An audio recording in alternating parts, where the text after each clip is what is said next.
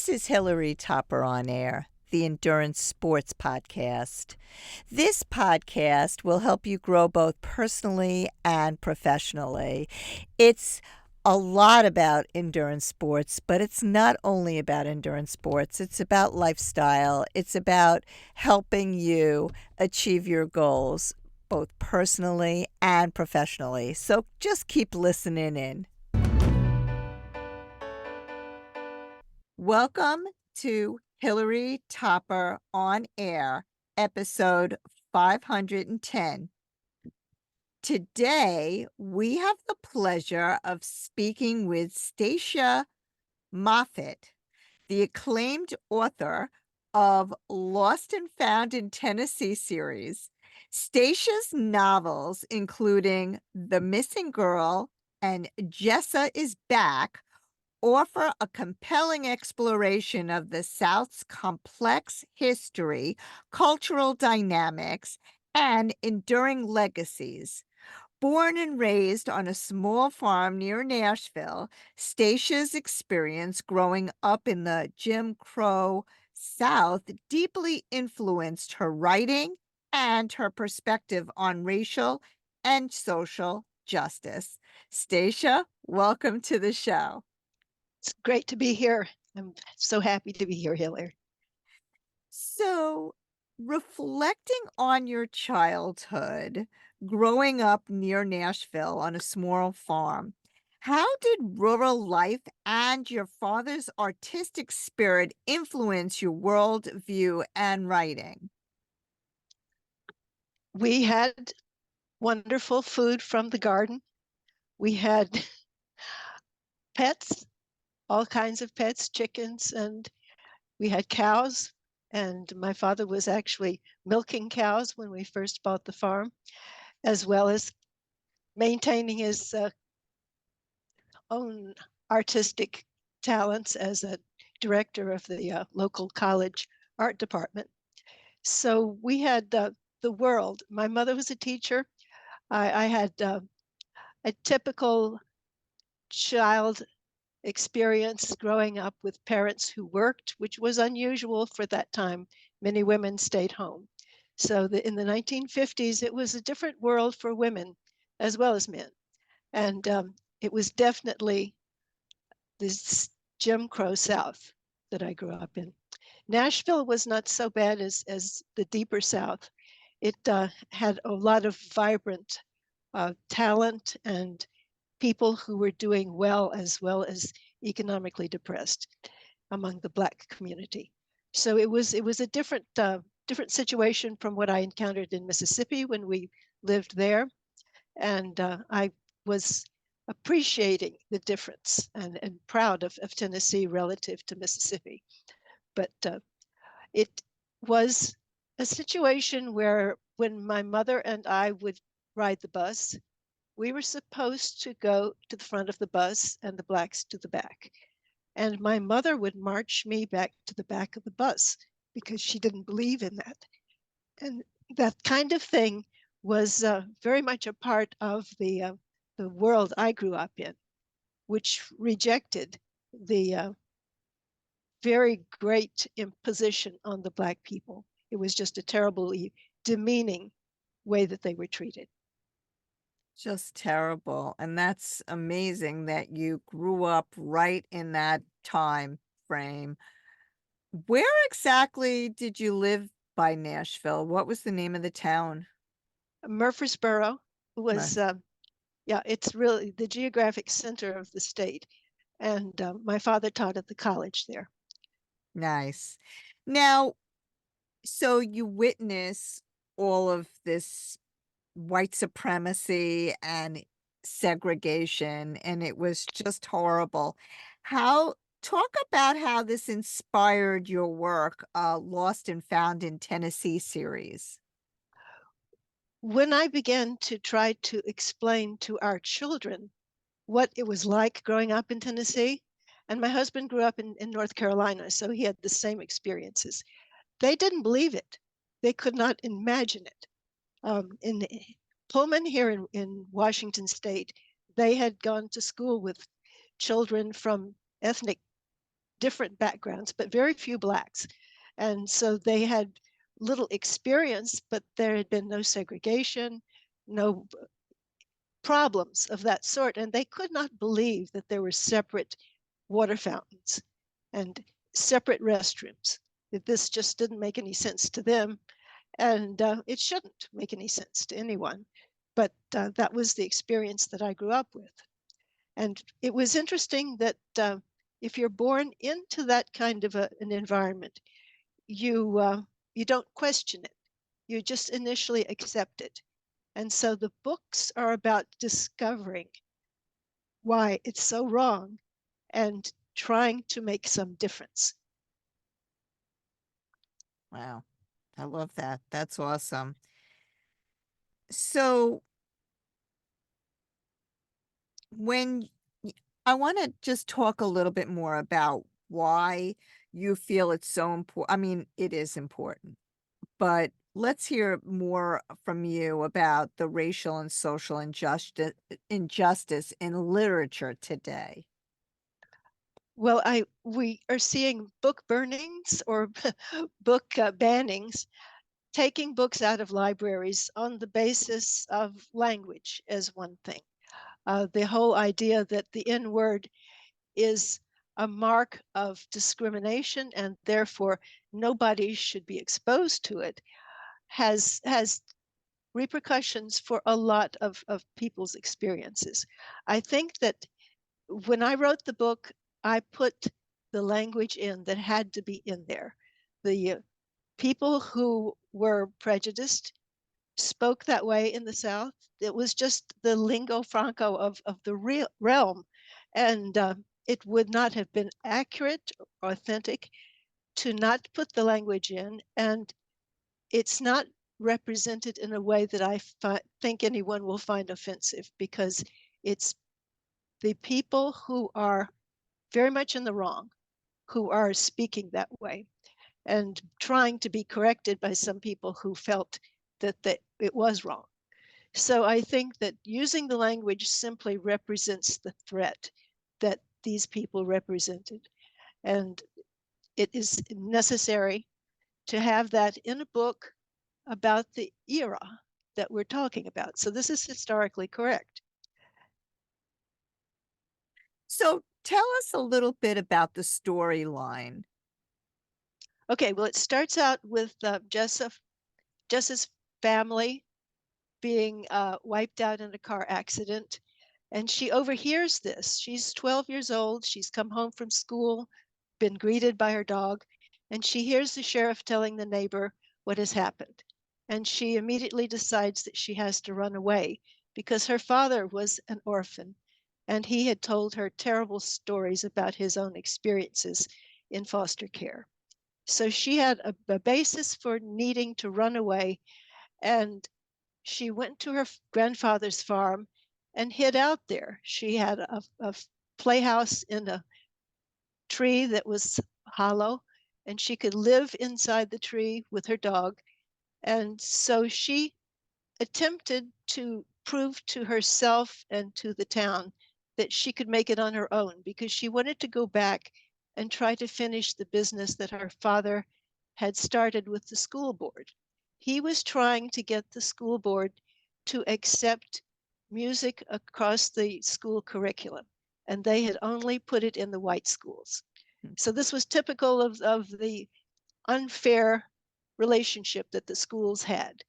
The old books, the broken down buildings, that was all that the blacks got, and very little encouragement to enjoy their schooling. So she wanted music to be in their lives as well. And music is a very important theme throughout the book. She plays the flute. She meets a friend when she's got relatives in Portland, Oregon, and they take her to live with them, and she makes friends with a black girl. This is in the second book, Jessa is Back.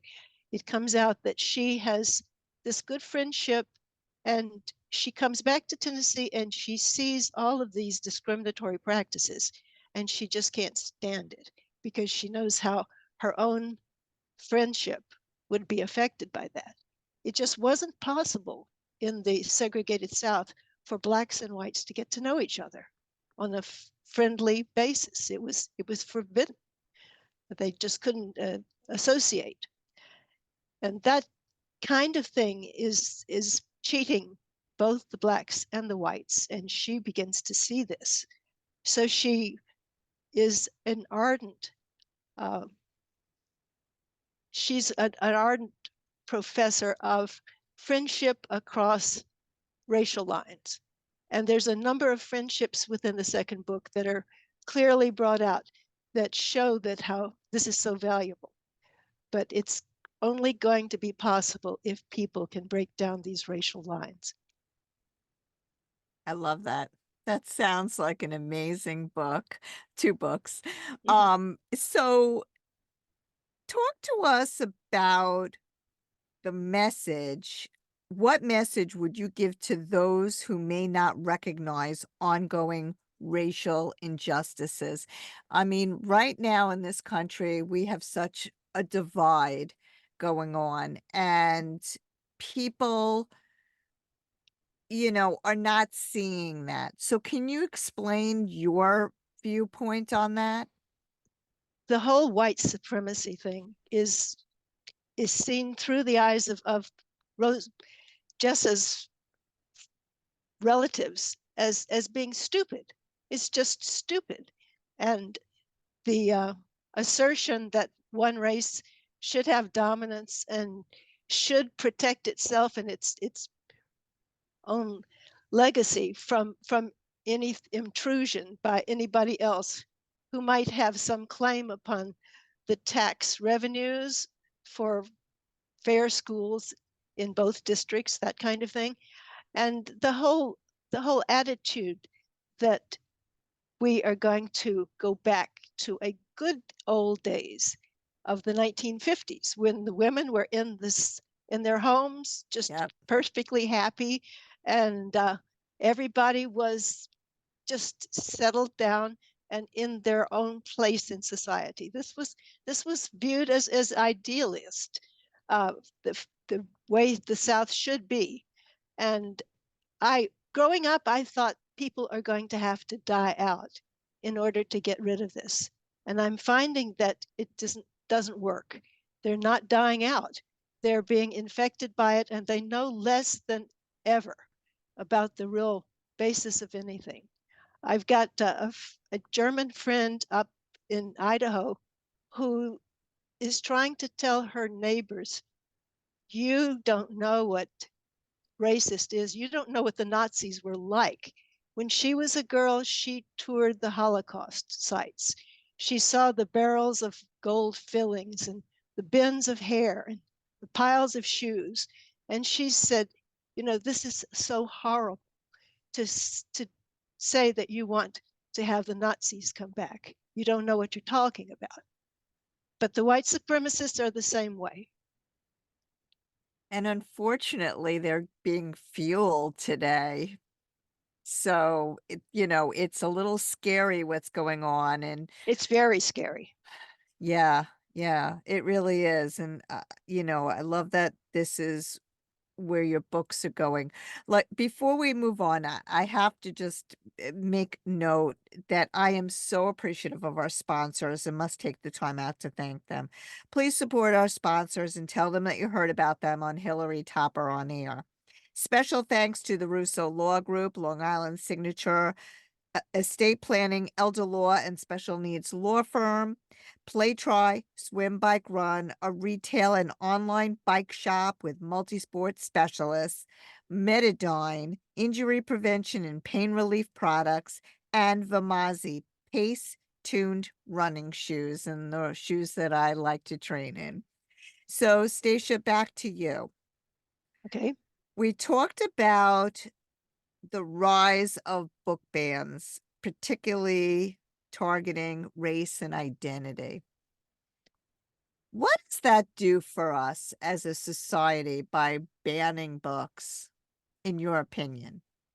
I think it allows us to close our minds to anything that is challenging and upsetting. And I think that we need to be challenged. I think it's very important for people to uh, face their history. The South has been very poor about that. It has not faced the fact that it did not win the Civil War. It did not it did not have the right answers. But these are being proposed now as the right answers again. And that's what's so threatening. Very scary. Um, do you believe that diverse narratives should remain accessible to all readers? Why or why not? Diverse narratives are essential. We otherwise are not educated. We are simply reinforcing our own biases, and we have to have children exposed to a variety of ideas, and they've got to have the opportunity to debate and discuss and have free access to all books. Yeah, I mean, I 100% agree with you. It should this intimidation is is just so uncalled for. It closes us up. It makes us scared and leads us down a dark path that Right, we need to stay away from. right. We've got to embrace our fellow man. We have to be able to trust and love each other because that's the only good way we can have a future. Without a doubt. So talk a little bit you talked a little bit about this friendship that, the girls in your story, The Missing Girl and Jessa is back. How does it reflect themes of resilience, loyalty, and social dynamics? Can you talk a little bit about that? Well, the girl that Jessa makes friends with, Janie, is in Portland, and her father is there. Um, he's been employed by the college, and yet they are having trouble getting housing that's suitable for them. So the problems that Jessa is aware of in Tennessee are not just in Tennessee; they're all over the place, and the friendship is a very close one. They bike together, they go to movies together, they have a wonderful time in a way that would not have been possible in Tennessee at all. And so Jessa is informed of the fact that she's been missing out, that anybody in Tennessee is missing out. And it's true for both races, that they're going to miss out if they don't have a chance to have free access to friendships. So this is a very important part of the story, and the other friendships that form between races in the book are also a very indicative of the differences that should not exist in society, the separation that should not exist, and the need to break it down. Now, you wrote these books. When did you write these books? Uh, over a long period of time, my mother was still alive when I began the books, and I wish she were still alive now because she was also a writer of children's books. And she would have been delighted to know that I finally it took took a different turn in my life and became a writer as well. But I think that it's important for all of us to examine our past and see what message it might have for people today. And this was the message that I wanted to share with my grandchildren. I love that. I just love that. Now, you're currently living in Washington. Yes, So, talk to us about your vineyard in Washington and how it connects to your love of nature. we uh, we moved to this property uh, late in the last century, and we thought, well, first we would grow organic garlic because that there should be a good market for that, and we favored that approach ourselves. But There's gophers that love garlic, and so we shifted shifted to a vineyard because there had been an orchard on the property and it had failed because of lack of water. Uh, so vineyards don't require nearly as much water as orchards do. And that was one of the reasons that we thought it would be a success. And the area had been evaluated by a Frenchman. He said these slopes ought to be covered with grapes. And Wow. so we got busy and did a little bit of that. A small 6 acres is what we have, but it's quite a bit of work. Right now, my husband and our son are pressing grapes that were picked yesterday. The Sauvignon Blanc was picked.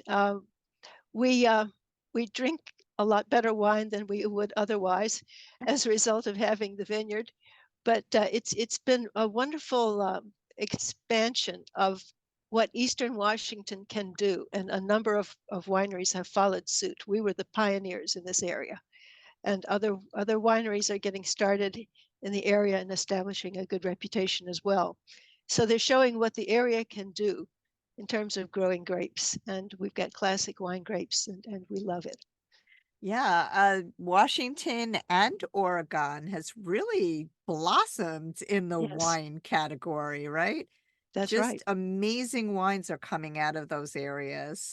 So congratulations to you on Thank that. you. So let us know, our listeners know what's next for Stacia. Do you have another book out there or?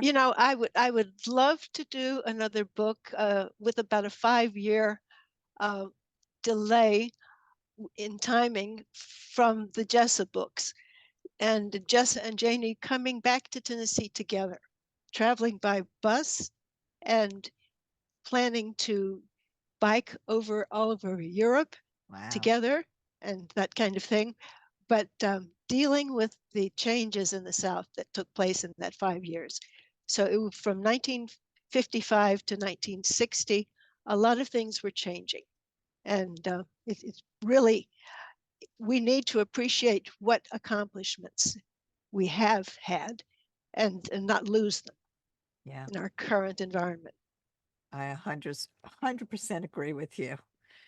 And where I hopefully will have some positive outcomes Yes, during this future election. yes. Um, so let our listeners know how they could buy your books and get in touch with you. My website is Lost and Found in Tennessee, all lowercase written together, and .com. And the two books are available there. They're available either through the Amazon or as hard copies. And I hope that people can experience Tennessee in the 1950s through these books. And it's a sort of a step out of time to go back into that era before cell phones and a lot of podcasts and anything were changing people's attitudes, but they were struggling to make progress. And Well, so you I think, sold me. I'm going to pick up a copy. All thank you, right. thank you. I Thank appreciate you. that. Thank you for being on the show. I really appreciate it. I enjoyed it. Enjoyed so much talking with you. This show was produced by Hilary Topper and sponsored by the Russo Law Group, Long Island's signature elder law, estate planning, and special needs law firm. For more information, visit vjrussolaw.com.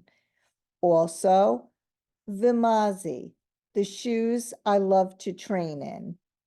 Go to Vimazi, VIMAZI.com, and check out my website at atriathletesdiary.com for a special discount code of 25% off of all Vimazi products. Also, Metadyne. It's an incredible company for all your injury prevention and pain relief products. I have a discount code of 20% off of them as well. You can go to metadine.com for more information, or again, you can go to my website at atriathletesdiary.com/discounts to get a discount for any and all Metadine products. And PlayTry, your multi-sport specialist for all your triathlon needs. They have so many opportunities, including franchising. If you love the sport of triathlon, check out playtry.com and learn more about opportunities, or if you want to shop there, check them out. They've got great prices and they've got amazing customer service.